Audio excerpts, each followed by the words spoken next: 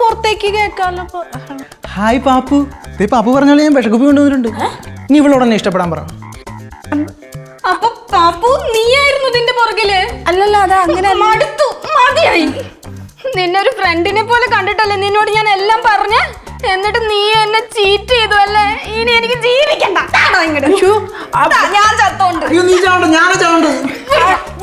ഇവിടെ എന്തൊക്കെ നടക്കണേ എന്റെ ദൈവമേ, എന്താ കൊച്ചേ, ഇത് പാൽപായസമല്ല വിഷമാണ്. അടിപൊളി കൂടെ. ഹലോ ഗൈസ്, റാംബോ ആണ്. Guys, welcome to my suicide attempt. Guys, നിങ്ങൾക്കറിയോ ഞാൻ ചോരയും വേർപ്പൊഴുക്കി സ്നേഹിച്ച എന്റെ ഗേൾഫ്രണ്ട് എന്റെ റീതുവിന്റെ വീടാണ്. ഇവരെ കണ്ടോ, ഈ കാപാലികർ ഇവരാണ് എന്നെ എന്റെ റീതുവിൽ നിന്ന് അകറ്റി നിർത്തിയത്.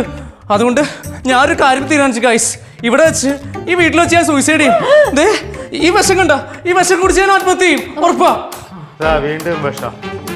ഞാനൊക്കെ ഇത്തരം എല്ലാം കൂടി എന്റെ വീട്ടിലോട്ട് കയറി പറഞ്ഞത്.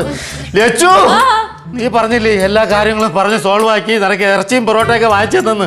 എന്നിട്ട് ഇതാണ് സോൾവ് ആക്കിയ ലക്ഷണം. ഞങ്ങളെ ബുദ്ധിമുട്ടിക്കാണ്ട് രണ്ടും കൂടി ഇറങ്ങി പൊക്കോ. സിസ്റ്റർ നോ, ഈ റാംബോ ഒറ്റ വാക്കുള്ളൂ. ഈ ലൈവ് കൊണ്ട് ഇത് വന്നില്ലെങ്കിൽ ഞാൻ ഇവിടെ കിടന്ന് ആത്മഹത്യ ചെയ്യും. ചത്താലും ഞാൻ ലൈവ് എടുത്തില്ല. മാലിനെ അക്സെപ്റ്റ് ചെയ്തില്ലെങ്കിൽ ഞാൻ മരിക്കും.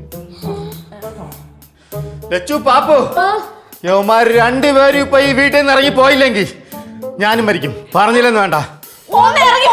എന്റെ വിഷം നിനക്കൊക്കെ തരുവാണ്. ഒരു തുണി കളി വിഷം തരുവാ, നിനക്ക് തരുവാ. ഞാൻ കുടിക്കണോ? രണ്ടുപേരും ഇറങ്ങി പോയാ എന്റെ വീട്ടിൽ ഇറങ്ങി പോടാ. എന്ത് എല്ലാരും നോക്കണേ, ഇറങ്ങി പോയി.